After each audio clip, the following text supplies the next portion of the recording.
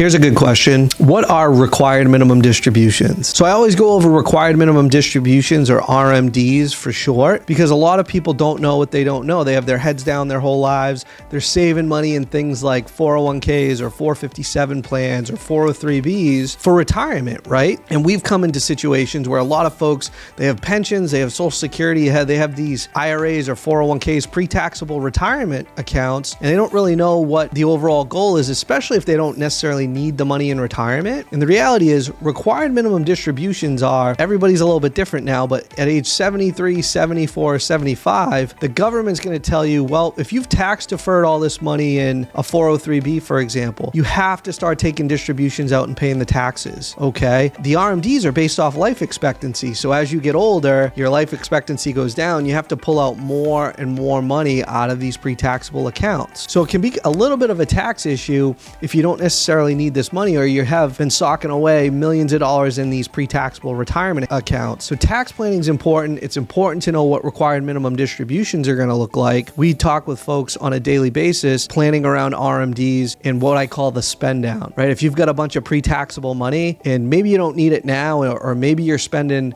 other money in retirement, it might be a good idea to start taking money out, because the money has to get spent and it's all taxable to you. It's all taxable to your beneficiaries if they inherit it. So RMDs are something to definitely plan around in retirement.